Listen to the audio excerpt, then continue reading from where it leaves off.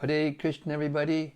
Welcome back to the daily readings of Srila Prabhupada's books, where we're preparing the hearts of all of you and whoever else you can affect by your influence to prepare for whatever inflection moment is happening in the world. It's getting pretty intense. Krishna in the Gita says, Sukha dukhi same kritva lava lava jayajayo tato yudaya yujasva naivam papam abapsyasi. Dukkeshu anuvignamana sukeshu vigataspriha vita raga bhaya krodha stitadir muniruchite. Stitadir means to be fixed, to be equipoised. And the way we do that is we become indifferent to happiness and distress, or better way to say it, steady in happiness and distress. There's nowhere in the Gita or anywhere else where Krishna explains to us that we should not be able to perceive happiness and distress. But everywhere he says we have to be equipoised in happiness and distress. So there's a lot of distress going on in the world right now, a lot of factors coming together, this pandemic, and everybody being cooped up for such a long time, unable to go out. And now they're all out, all over the world, protesting the police brutality going on in America and other places. And it's a real inflection point. So by hearing Srila Prabhupada's books every day like this, the way we're doing, and getting his association, we will become actually fixed, equipoised. So we will be able to give shelter to people. When the dust clears, many people are going to need shelter, spiritual shelter. And so let us continue to hear Caitanya-caritämrta and prepare ourselves for going back to Godhead and taking as many people with us as we can. Srila Bhaktisiddhanta Saraswati Thakur gave a very beautiful poetic glorification of the Caitanya-caritämrta. Not meant to be taken literally in a sense, but it's his very beautiful way of saying how important the Caitanya-caritämrta is. He had just watched the Ganges River come up off the bank, but from an earth tremor, and then recede. And he spoke. He said, in due course, Mahapralaya, devastating floods, will inundate the entire universe. If you attempt to survive by swimming in that deluge, then do not neglect to take hold of Bhagavad Gita, Srimad Bhagavatam, and Sri Caitanya-caritämrta. Or, if you cannot hold all three, then release Bhagavad Gita. If necessary, you may also relinquish Srimad Bhagavatam, but under no circumstances release your hold on Sri Caitanya-caritämrta. For if this one book remains, then the flood can do no actual damage. Because after it has subsided, the message of Shastra can be revived from Sri Caitanya-caritämrta alone, it being the essence of all Shastras. So that doesn't mean that you go throw your Bhagavad Gita out the window now, or throw the Bhagavatam out. This is a poetic description of the greatness of Caitanya-caritämrta. When Srinivasa Acharya and Narottam Das Thakur and Shyamananda Pandit, under the order of Jiva Goswami, at the request of Janava Mata, the wife of Lord Nityananda, when they took the Goswami literatures in a big chest and on a bullock cart, they started the first traveling Sankirtan party, book distribution party. And they packed very carefully all the books and they put the Caitanya-caritämrta on the bottom to protect it. And on the way, it was stolen by a king, and they had to go and find it. Well, actually, Srinivasacharya found it. Anyway, long story short, after he went to this place, what was the name of that place? In Bengal, I can't remember the name of the place offhand. I should. Anyway, the king, he gave a lecture in the court of this king, and the king had an assistant that was like a dacoit, and he had astrological powers, and he would be able to tell when their treasure was around, and he told the king, the greatest treasure ever is coming your way. And they went out and stole this big chest, and they brought it back, and it was full of books. And he said, what kind of treasure is this? So then when Srinivasacharya ended up there, he gave this lecture, and the king's heart melted under the influence of Srinivasacharya and the six Goswamis, Jiva Goswami. And he took him to the chest to show him that actually I have your treasure. And when he opened the treasure, the Caitanya-caritämrta was on the top. Of course, we don't know how it got there, but it was just a symbolic glorification. So this is another one by Bhaktisiddhanta Saraswati Thakur.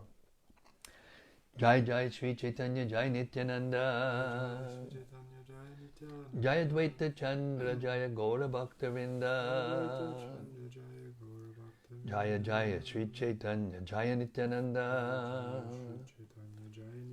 Jaya Advaita Chandra Jaya Gaura Bhaktavinda Jaya Jaya Sri Chaitanya Jaya Nityananda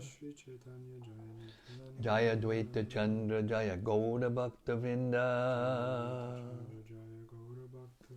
So we've reached the 6th chapter of the Ädi-lilä. We've heard the glories of the spiritual master. We've heard the glories of Lord Chaitanya. We've heard the glories of Lord Nityananda. And now we're going to hear the glories of Sri Advaita Äcärya. Text Adi 6, summary. The truth of Advaita Äcärya has been described in 2 verses.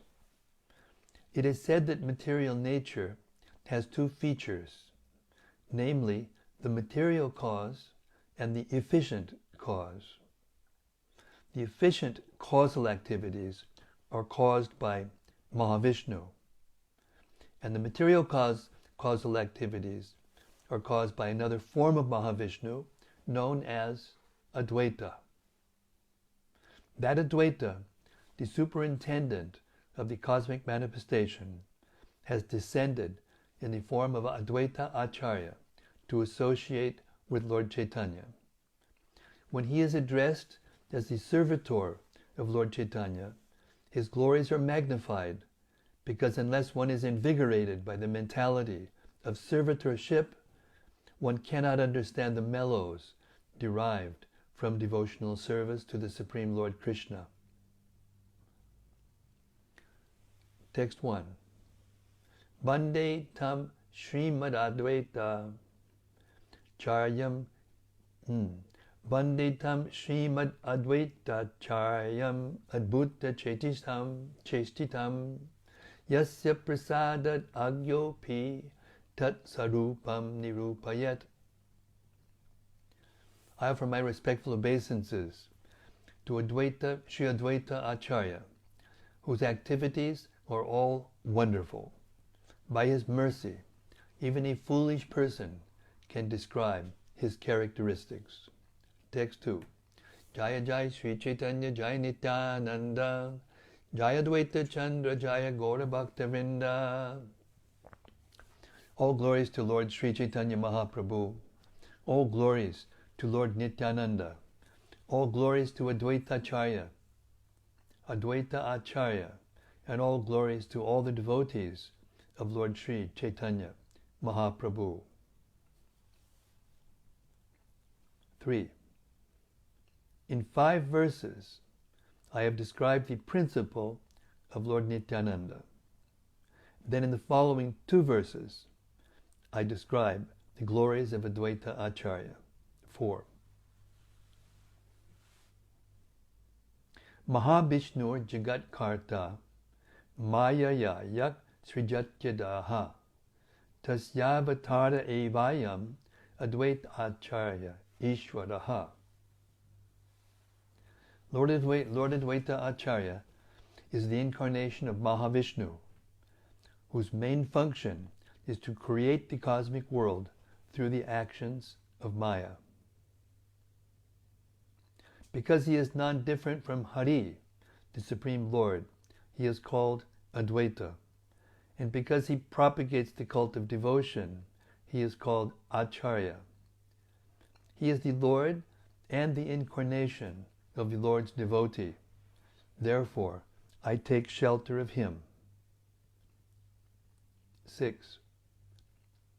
Sri Advaita Acharya is indeed directly the Supreme Personality of Godhead himself. His glory is beyond the conception of ordinary living entities. Text 7. Mahavishnu performs all the functions for the creation of the universes. Sri Advaita Acharya is his direct incarnation. 8.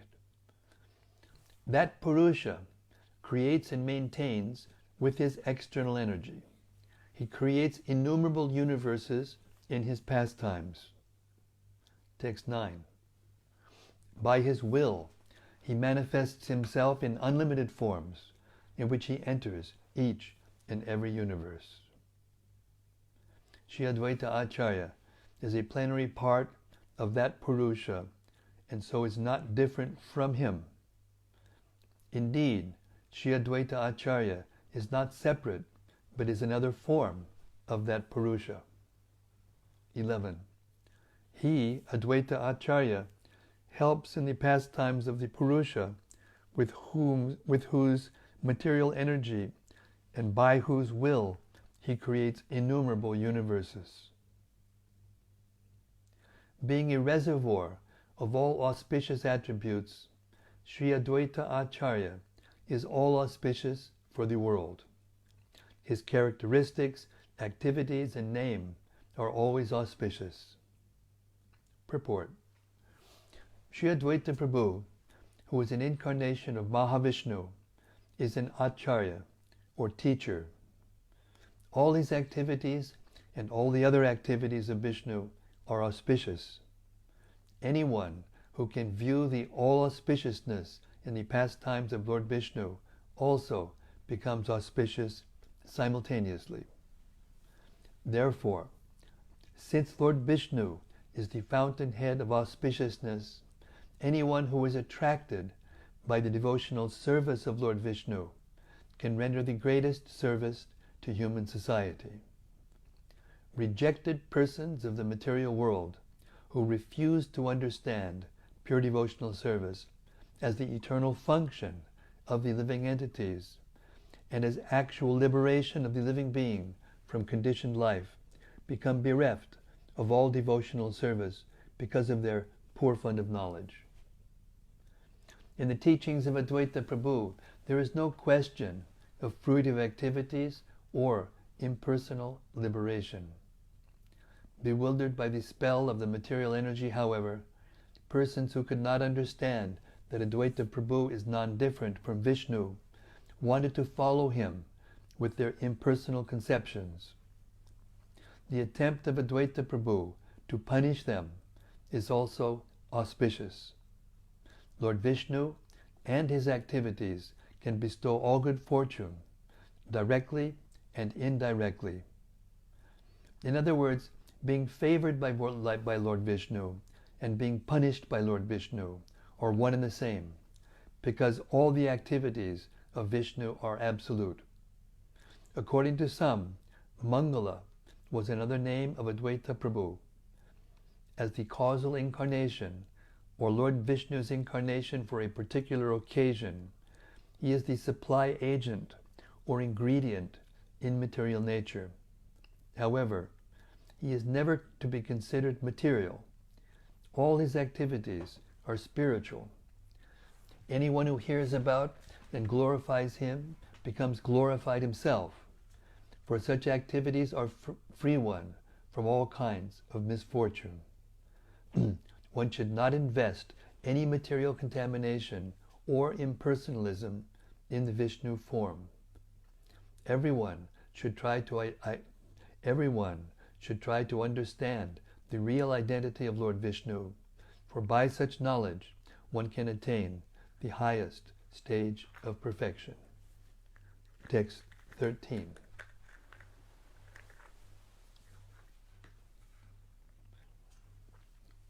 Mahavishnu creates the entire material world with millions of his parts, energies, and incarnations.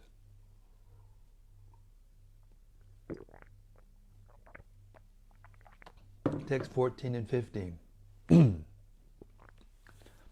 Just as the external energy consists of two parts, the efficient cause, nimitta, and the material cause, upadana, Maya being the efficient cause and pradhan, the material cause, so Lord Vishnu, the Supreme Personality of Godhead, assumes two forms to create the material world, with the efficient and material causes. Purport. There are two kinds of research to find the original cause of creation. One conclusion is that the Supreme Personality of Godhead, the all-blissful, eternal, all-knowing form, is indirectly the cause of this cosmic manifestation, and directly the cause of the spiritual world, where there are innumerable spiritual planets known as Vaikunthas, as well as his personal abode, known as Goloka Vrindavan. In other words, there are two manifestations, the material cosmos and the spiritual world. As in the material world, there are innumerable planets and universes, so in the spiritual world, there are also innumerable spiritual planets and universes, including the Vaikunthas and Goloka. The Supreme Lord is the cause of both the material and spiritual worlds. The other conclusion, of course, is that this cosmic manifestation is caused by the inexplicable, unmanifested void. This argument is meaningless. The first conclusion is accepted by the Vedanta philosophers, and the second is supported by the atheistic philosophical system of the Sankhya Smriti, which directly opposes the Vedantic philosophical conclusion. Material scientists cannot see any cognizant spiritual substance that might be the cause of the creation. Such atheistic Sankhya philosophers think that the symptoms of knowledge and living force, visible in the innumerable living creatures, are caused by the three qualities of the cosmic manifestation. Therefore, the Sankhyites are against the conclusion of Vedanta regarding the original cause of creation. Factually, the Supreme Absolute Spirit Soul is the cause of every kind of manifestation, and he is always complete, both as the energy and the energetic. The cosmic manifestation is caused by the energy of the Supreme Absolute Person, in whom all energies are conserved. Philosophers who are subjectively engaged in the cosmic manifestation can appreciate only the wonderful energies of matter. Such philosophers accept the conception of God only as a product of the material energy. According to their conclusions, the source of the energy is also a product of the energy. Such philosophers wrongly observe that the living creatures within the cosmic manifestation are caused by the material energy, and they think that the Supreme Absolute Conscious Being must similarly be a product of the material energy. Since materialistic philosophers and scientists are too much engaged with their imperfect senses, naturally they conclude that the living force is a product of a material combination. But the actual fact is just the opposite. Matter is a product of spirit. According to the Bhagavad Gita, the Supreme Spirit, the personality of Godhead, is the source of all energies. When one advances in research work by studying a limited substance within the limits of time and space, one is amazed by the various wonderful cosmic manifestations, and naturally one goes on hypnotically accepting the path of research work or the inductive method. Through the deductive way of understanding, however, one accepts the Supreme Absolute Person, the personality of Godhead, as the cause of all causes, who is full with diverse energies and who is neither impersonal nor void. The impersonal manifestation of the Supreme Person is another display of his energy. Therefore, the conclusion that matter is the original cause of creation is completely different from the real truth. The material manifestation is caused by the glance of the Supreme Personality of Godhead, who is inconceivably potent. Material nature is electrified by the Supreme Authority, and the conditioned soul, within the limits of time and space, is trapped by awe of the material manifestation. In other words, the Supreme Personality of Godhead is actually realized in the vision of a material philosopher and scientist through the manifestations of his material energy. For one who does not understand the power of the Supreme Personality of Godhead or his diverse energies, because of not knowing the relationship between the source of the energies and the energies themselves, there is always a chance of error, which is known as vivarta. As long as materialistic scientists and philosophers do not come to the right conclusion, certainly they will hover about as long as materialistic scientists and philosophers do not come to the right conclusion, certainly they will hover above the material field, bereft of proper understanding of the absolute truth. The great Vaishnava philosopher, Srila Baladev Vidyabhushana, has very nicely explained the materialistic conclusion in his Govinda Bhashya, a commentary on the Vedanta Sutra. Srila Baladev Vidyabhushan received the Govinda Bhashya directly from Govindaji in Jaipur, and he used that teaching to defeat what we call the anti-party and save the Sampradaya, the Gaudiya Vaishnava Sampradaya, and allowed them to be able to serve Govindaji.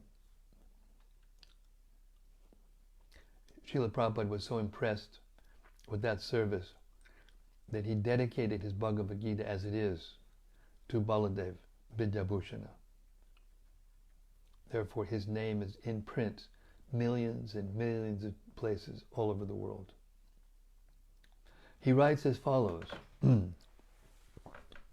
The Sankhya philosopher Kapila has connected the different elementary truths according to his own opinion. Material nature, according to him, consists of the equilibrium of the three material qualities, goodness, passion, and ignorance. Material nature produces the material energy, known as Mahat, and Mahat produces the false ego. The ego produces the five objects of sense perception, which produce the 10 senses, 5 for acquiring knowledge and 5 for working, the mind and the 5 gross elements. Counting the Purusha, or the enjoyer, with these 24 elements, there are 25 different truths. The non-manifested stage of these 25 elementary truths is called Prakriti, or material nature. The qualities of material nature can associate in 3 different stages, namely as the cause of happiness, the cause of distress, and the cause of illusion. The quality of goodness is the cause of material happiness, the quality of passion is the cause of material distress, and the quality of ignorance is the cause of illusion. Our material experience lies within the boundaries of these three manifestations of happiness, distress, and illusion. For example, a beautiful woman is certainly a cause of material happiness for one who possesses her as a wife, but the same beautiful woman is a cause of distress to a man whom she rejects, or is the cause of her anger. And if she leaves a man, she becomes the cause of illusion. The two kinds of senses are the 10 external senses and the one internal sense, the mind. Thus there are 11 senses. According to Kapila, material nature is eternal and all-powerful. Originally there is no spirit, and matter has no cause. Matter itself is the chief cause of everything. I want to make a comment here. This Kapila that he's speaking about is the atheistic Kapila. He's describing the atheistic Sankhya philosophy right now, and later he will clarify. Matter itself, according to Kapila, the atheistic Kapila, material nature is eternal and all-powerful. Originally there is no spirit, and matter has no cause. Matter itself is the chief cause of everything. It is the all-pervading cause of all causes.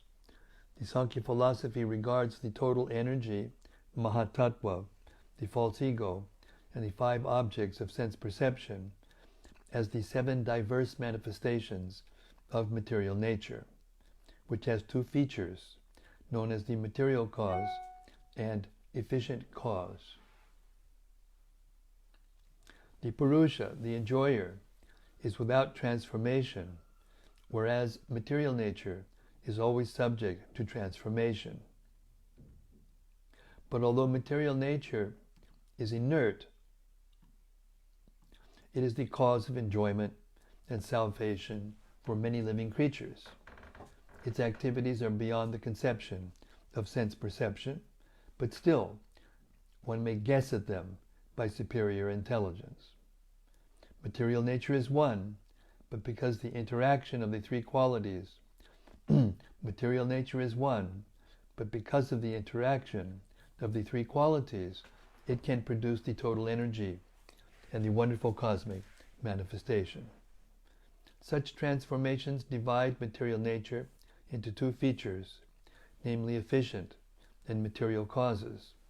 The Purusha, the enjoyer, is inactive and without material qualities, although at the same time he is the master, existing separately in each and every body as the emblem of knowledge.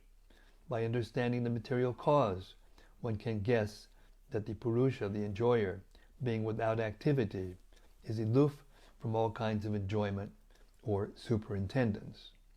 Sankhya philosophy, after describing the nature of Prakriti, material nature, and Purusha, the enjoyer, asserts that the creation is only a product of their unification or proximity to one another.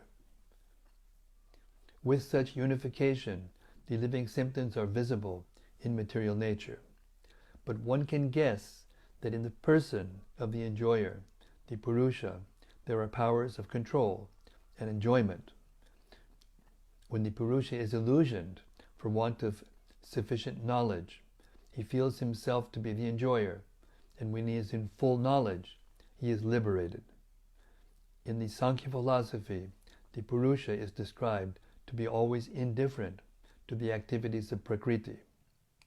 The Sankhya philosopher accepts 3 kinds of evidences, namely direct perception, hypothesis, and traditional authority. When such evidence is complete, everything is perfect. The process of comparison is within such perfection.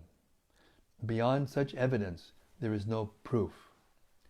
There is not much controversy regarding direct perceptual evidence or authorized traditional evidence. The Sankhya system of philosophy identifies three kinds of procedures, namely parinamat, transformation, samanvayat, adjustment, and shaktika, performance of energies, as the cause of the cosmic manifestation. Srila Baladev Vidyabhushana, in his commentary on the Vedanta Sutra, has tried to nullify this conclusion because he thinks that discrediting these so-called causes of the material manifestation will nullify the entire Sankhya philosophy. Materialistic philosophers accept matter to be the material and efficient cause of creation. For them, matter is the cause of every type of manifestation. Generally, they give the example of a water pot and clay. Clay is the cause of the water pot, but the clay can be found as both cause and effect. The water pot is the effect, and the clay itself is the cause. But clay is visible everywhere. A tree is matter, but a tree produces fruit. Water is matter, but water flows. In this way, they say the Sankhites, matter is the cause of movements and production. As such, matter can be considered the material and efficient cause of everything in the cosmic manifestation. Srila Baladev Vidyabhushana has therefore enunciated the nature of pradhan as follows. So now we're going to hear the real thing. The first part of this purport is called the Purva Paksha, the argument to be defeated.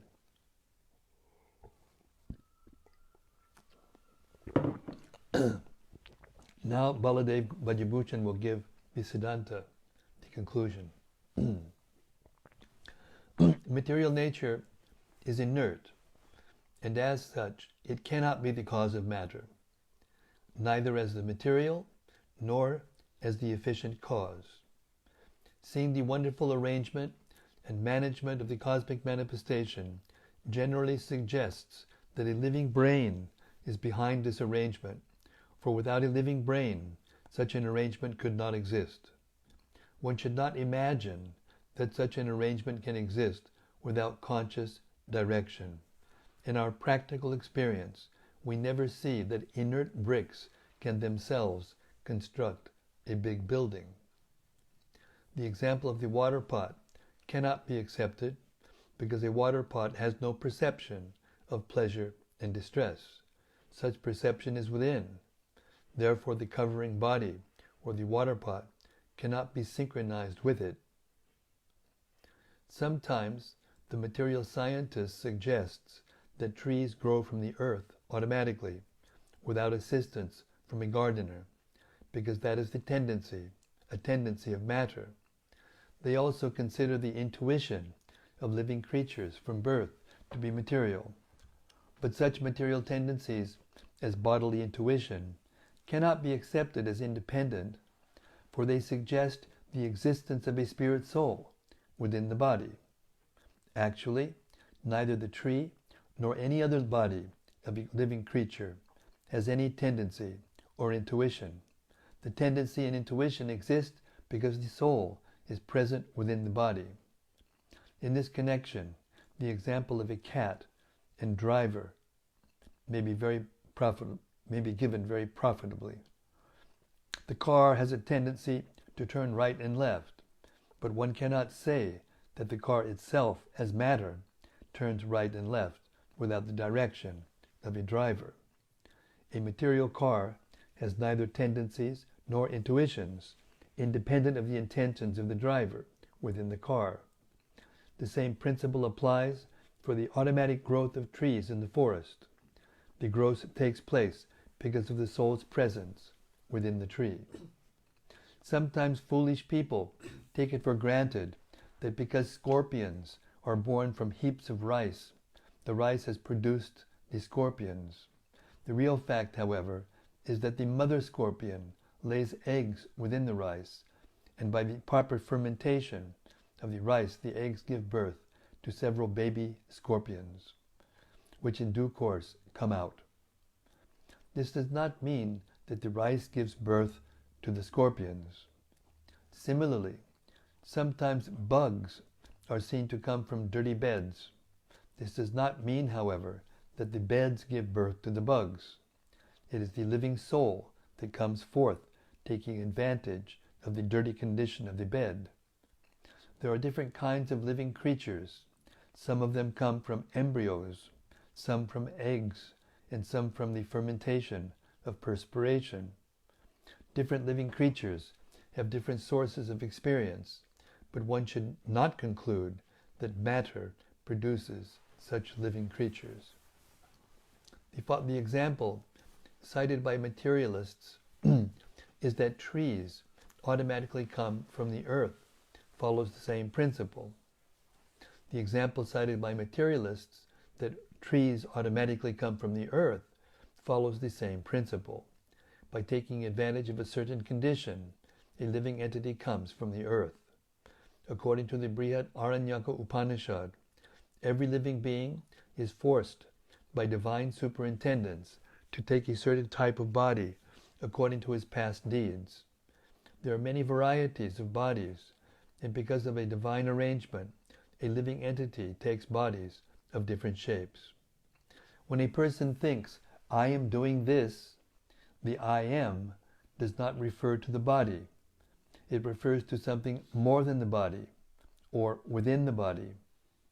As such, the body as it is has neither tendencies nor intuition. The tendencies and intuition belong to the soul within the body. Material scientists sometimes suggest that the tendencies of the male and female bodies cause their union, and that this is the cause of the birth of the child. But since the Purusha, according to Sankhya philosophy, is always unaffected, where does the tendency to give birth come from? But since the Purusha, according to Sankhya philosophy, is always unaffected, where does the tendency to give birth come from?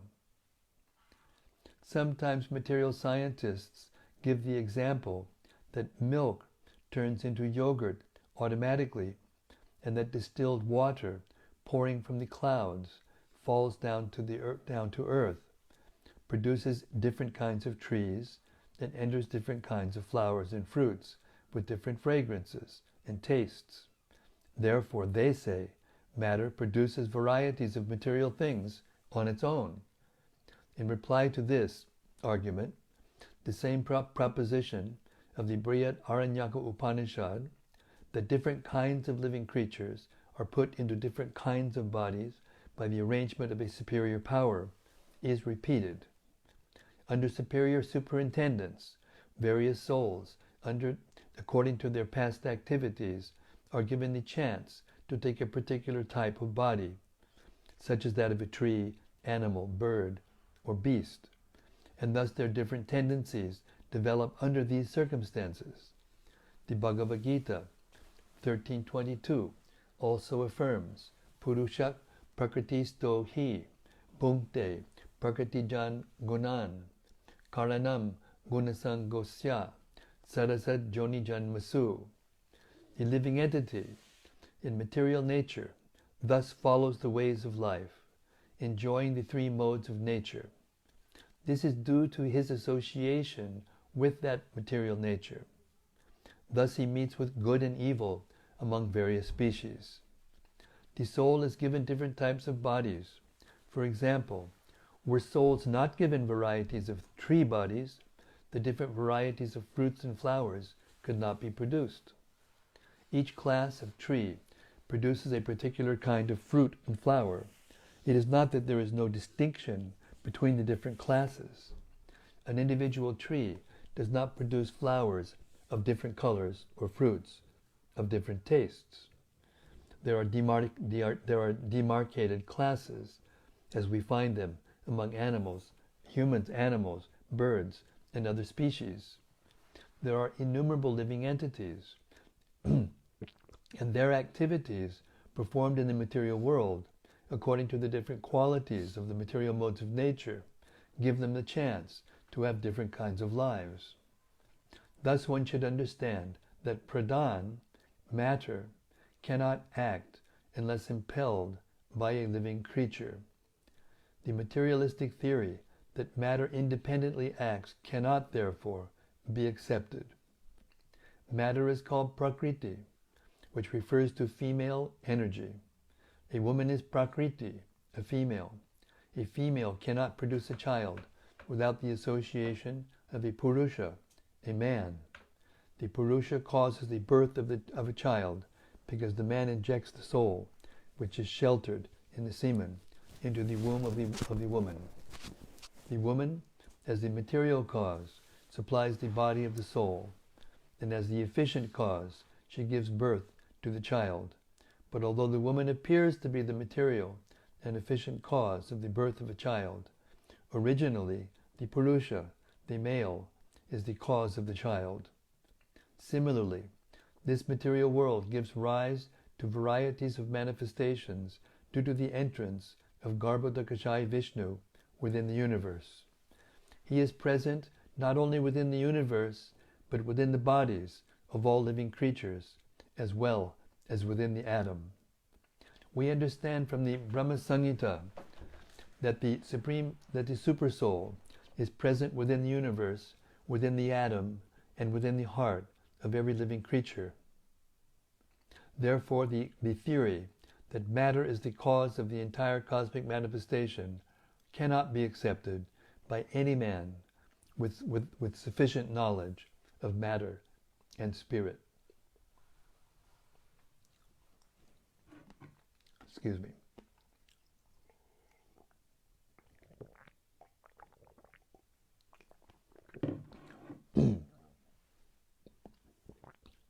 Materialists sometimes give the argument that a straw eaten by a cow produces milk automatically. So material nature, under different circumstances, produces varieties of manifestations. Thus, originally, matter is the cause. In refuting this argument, we may say that an animal of the same species as the cow, namely the bull, also eats straw like the cow, but does not produce milk. Under the circumstances, it cannot be said that the straw, in connection with a particular species, produces milk. The conclusion should be that there is a superior arrangement, as confirmed in the Bhagavad Gita 9.10, where the Lord says, Maya dyakshena prakriti, suyate sachadacharam. This material nature is working under my direction, O son of Kunti, and it is producing all moving and non-moving beings.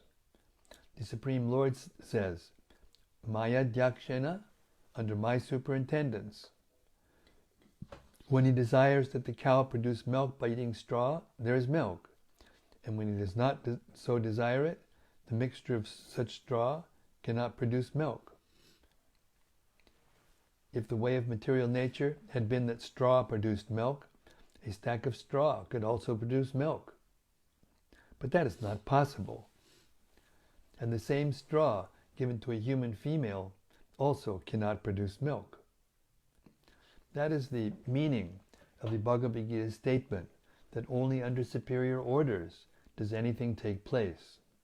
Matter itself has no power to produce independently. The conclusion, therefore, is that matter, which has no self-knowledge, cannot be the cause of the material creation. The ultimate cause is the Supreme Personality of Godhead. If matter were accepted as the original cause of creation, all the authorized scriptures in the world would be useless. For in every scripture, especially the Vedic scriptures, like the Manusmriti, the Supreme Personality of Godhead is said to be the ultimate creator. The Manusmriti is considered the highest Vedic direction to humanity. Manu is the giver of law to mankind, and in the Manusmriti it is clearly stated that before the creation, the entire universal space was darkness, without information and without variety, and was in a state of complete suspension, like a dream. everything was darkness. The Supreme Personality of Godhead then entered the universal space, and although he is invisible, he created the visible cosmic manifestation in the material world. The Supreme Personality of Godhead then entered the universal space, and although he is invisible, he created the visible cosmic manifestation. In the material world, the Supreme Personality of Godhead is not manifested by his personal presence, but the presence of the cosmic manifestation in different varieties is the proof that everything has been created under his direction. He entered the universe with all creative potencies, and thus he removed the darkness of the unlimited space. The form of the Supreme Personality of Godhead is described to be transcendental, very subtle, eternal, all-pervading, inconceivable, and therefore non-manifested to the material senses of a conditioned living creature. He desired to expand himself into many living entities, and with such a desire, he first created a vast expanse of water within the universal space, and then impregnated that water with living entities. By that process of impregnation, a massive body appeared, blazing like 1,000 suns, and in that body was the first creative principle, Brahma. The great Parashara Rishi has confirmed this in his Vishnu Purana. He says that the cosmic manifestation, visible to us, is produced from Lord Vishnu and sustained under his protection. He is the principal maintainer and destroyer of the universal form. This cosmic manifestation is one of the diverse energies of the Supreme Personality of Godhead. As a spider secretes saliva and weaves a web by its own movements, but at the end winds up the web within its body, so Lord Vishnu produces this cosmic manifestation from his transcendental body, and at the end winds it up within himself. All the great sages of the Vedic understanding have accepted that the Supreme Personality of Godhead is the original creator. One second.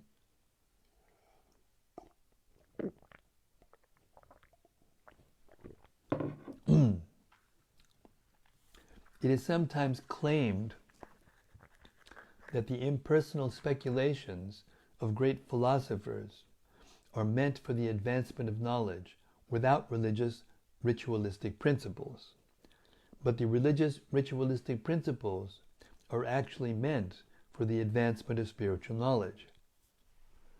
By performance of religious rituals, one ultimately reaches the supreme goal of knowledge by understanding that Vasudeva, the Supreme Personality of Godhead, is the cause of everything.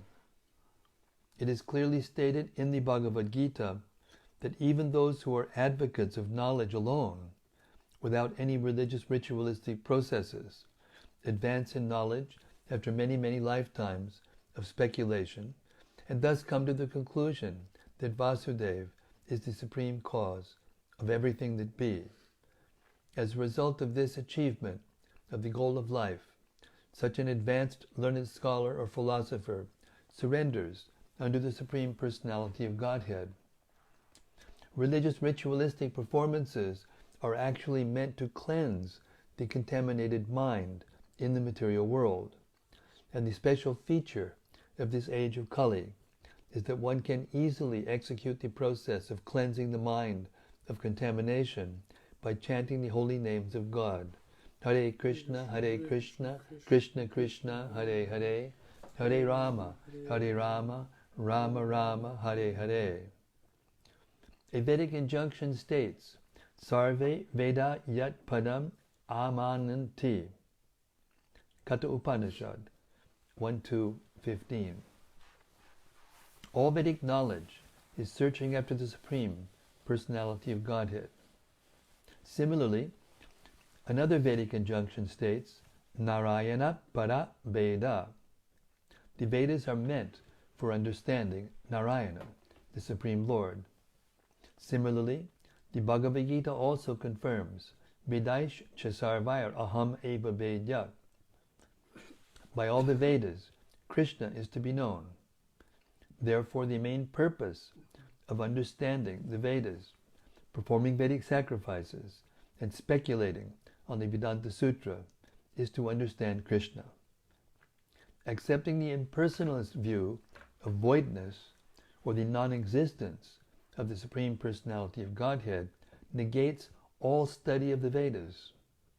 Impersonal speculation aims at disproving the conclusion of the Vedas. Therefore, any impersonal speculative presentation should be understood to be against the principles of the Vedas, or standard scriptures. Since the speculation of the impersonalists does not follow the principles of the Vedas, their conclusion must be considered to be against the Vedic principles. Anything not supported by the Vedic principles must be considered imaginary and lacking in standard proof. Therefore, no impersonalist explanation of any Vedic literature can be accepted. If one tries to nullify the conclusions of the Vedas, how many paragraphs do we have to go? One. This looks like the last one. Okay. If one tries to nullify the conclusions of the Vedas by accepting an unauthorized scripture, or so-called scripture, it will be hard for him to come to the right conclusion about the absolute truth. The system for adjusting two contradictory scriptures is to refer to the Vedas, for references from the Vedas are accepted as final judgments. When we refer to a particular scripture, it must be authorized, and for this authority, it must strictly follow the Vedic injunctions. If someone presents an alternative doctrine he himself has manufactured, that doctrine will prove itself useless, for any doctrine that tries to prove that Vedic evidence is meaningless immediately proves itself meaningless. The followers of the Vedas unanimously accept the authority of Manu and Parashara in the disciplic succession. Their statements, however, do not support the atheistic Kapila, because the Kapila mentioned in the Vedas is a different Kapila, the son of Kardama and Devahuti. The atheist Kapila is a descendant of the dynasty of Agni and is one of the conditioned souls. But the Kapila, who is the son of Kardama Muni, is accepted as an incarnation of Vasudeva. The Padma Purana gives evidence that the Supreme Personality of Godhead, Vasudeva, takes birth in the incarnation of Kapila, and by his expansion of theistic Sankhya philosophy, teaches all the demigods and the Brahmana of the name Asuri. In the doctrine of the atheist Kapila, there are many statements directly against the Vedic principles. The atheist Kapila does not accept the Supreme Personality of Godhead. He says that the living entity is himself the Supreme Lord, and that no one is greater. The atheist Kapila's conceptions of so-called conditioned and liberated life are materialistic, and he refuses to accept the importance of immortal time. All such statements are against the principles of Vedanta Sutra. Another classic purport by Srila Prabhupada, in which he explains everything about atheism and theism. Hare Krishna. So we'll stop here with the reading. It's about an hour, a little less, and turn it over to you all.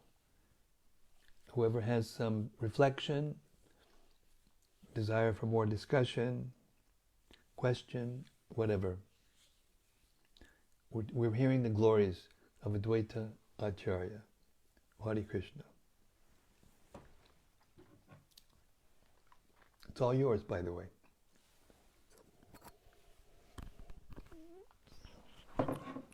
Vaisheshika Prabhu just said Hare Krishna. Vaishesika Prabhu, Hare Krishna, I'm waiting for you to give the import of all of this intricate philosophy, but I suppose you're onto something else by now. You just come and drop this little nectar of Hare Krishna and move on. But I'm praying for the day that you tell us something, give us some enlightenment. Hare Krishna.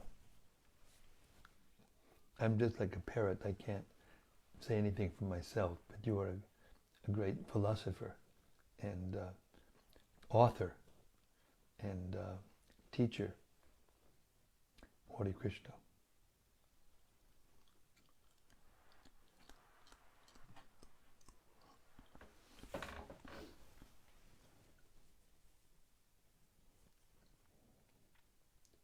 There's a question from Ingo Benzler.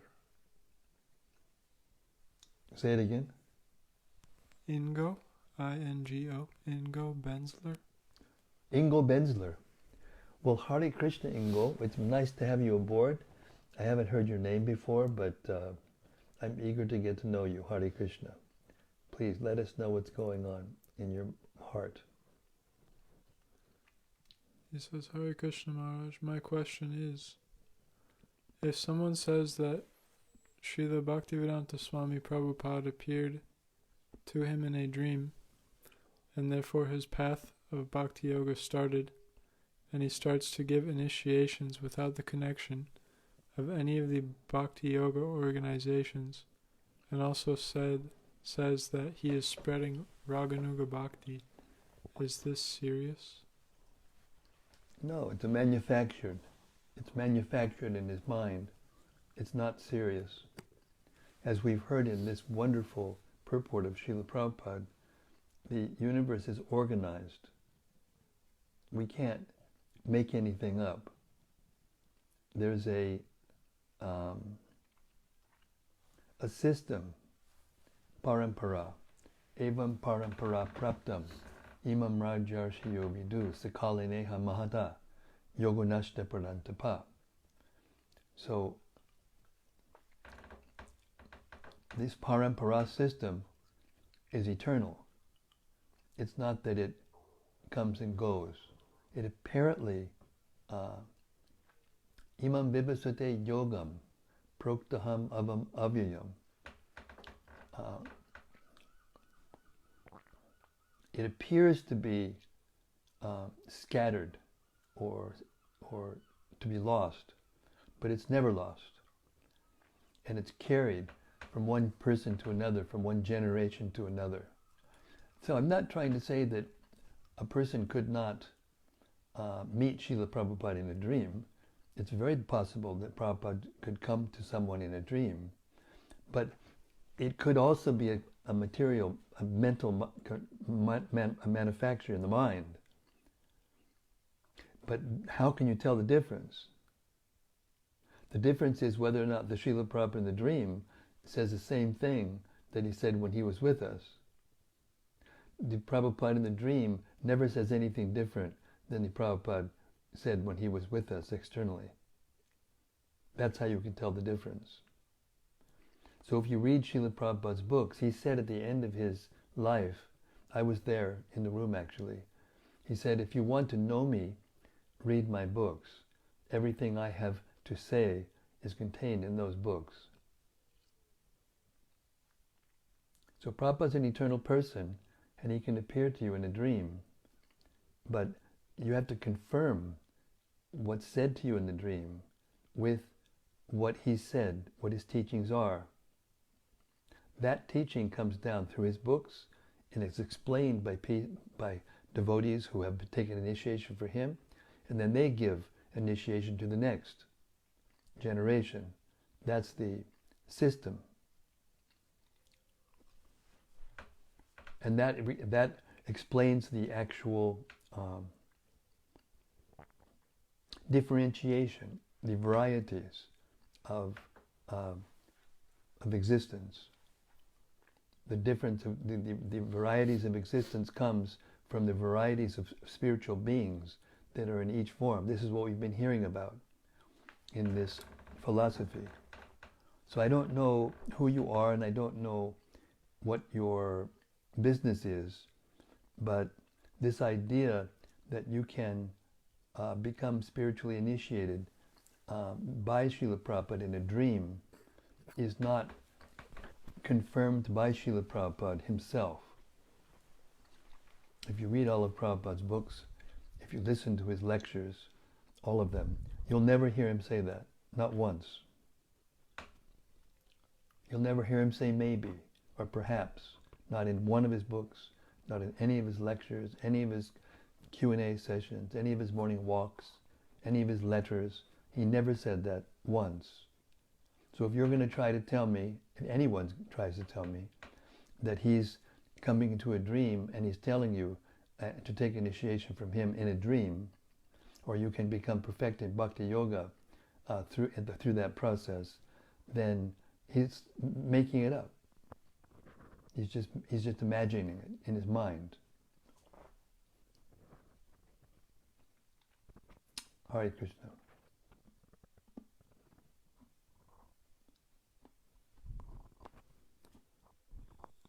He goes on to say that maybe you might know Srila Gaur Hari Das. I might know Srila Gaur Hari Das. He lives now in England and has disciples. He is originally from California. He says that he gives shelter to the frustrated other devotees, and he has the ability to give Raganuga Bhakti. So let those who think that go to him. That's all right. We don't accept it.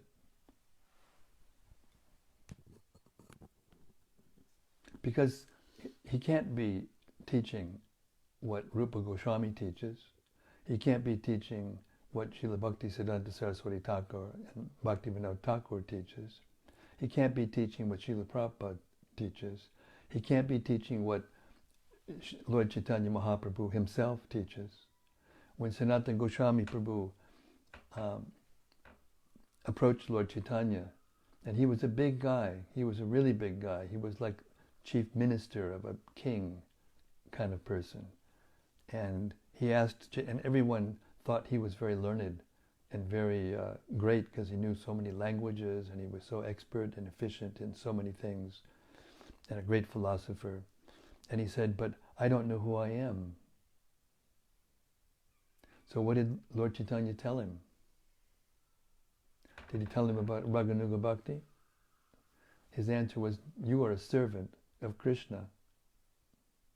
So I don't know this person, and I can't speak in knowledge about whoever he is, but I know the philosophy well enough to know that you can't give Raganuga Bhakti to another person. Raganuga Bhakti is the awakening of a spontaneous taste for devotional service from within the heart of a person whose heart is purified. Nitya Siddha Krishna Prema Sabukabanoy. In the Caitanya-caritämrta it is said that the Krishna Bhakti, or love for Krishna, is eternally in the heart of every living being. It is the nature of a living being. So it's not that someone gives you bhakti or gives you Raganuga Bhakti. It's already there, but it has to be awakened. And the way it's awakened is by the proper execution of sadhana bhakti or vaidhi sadhana bhakti. In the teachings of Rupa Goswami, there are 3 divisions of devotional service. There's sadhana bhakti, bhava bhakti, and prema bhakti. So in sadhana bhakti, there's 2 divisions. One is called vaidhi bhakti, and the other is called Raganuga Bhakti. The Raganuga Bhakti platform is in the platform of sadhana bhakti. It is a result of a person's having performed vaidhi bhakti perfectly, under the direction of the bona fide spiritual master. And the result of that is the beginning of a taste, spontaneous taste for devotional service. But it has nothing to do with my individual like or dislike. It has to do with the soul's inherent nature to be spontaneously attached to Krishna. But it cannot be achieved unless one's heart is purified by the process of Vaidhi sadhana bhakti. That's the scripture. That's the science. You cannot manufacture your own way. Not possible. So I think you should think again.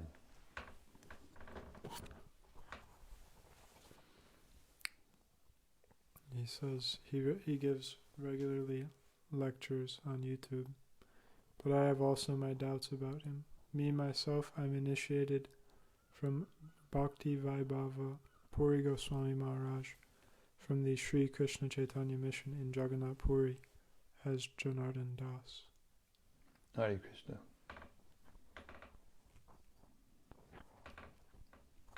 So there's different lines of devotional service, and it's not that every line has to be the same, but we are in the line of His Divine Grace A.C. Bhaktivedanta Swami Prabhupada through Srila Bhakti Siddhanta Saraswati Thakur Prabhupada, through Bhakti Vinod Thakur, and back up to Jagannath Das Babaji and Gorkashore Das Babaji, Jagannath Das Babaji, Bhakti Vinod Thakur, Vishwanath Chakrabarti Thakur, so on and so forth, back to the six Goswamis and the Panchatattva and Lord Chaitanya. That's our line. So you may be in another line, that's all right, but we stay on this line.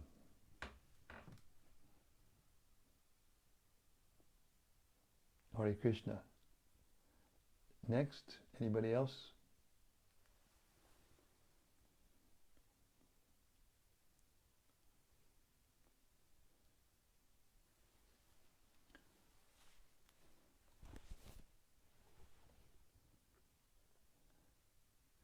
Okay, thank you so much, everyone. We hope you have a lovely end of your weekend and a great start for the rest of the day, rest of the week. Start to the next week, and we will certainly see you here once again tomorrow at the same time, same place, as we do every day, 7 days a week. Caitanya-caritämrta ki jai, Samaveda Bhakta Vrinda ki jai, Gaur Premanandi, Hari Hari Bol. Thank you very much. Hare Krishna. See you tomorrow.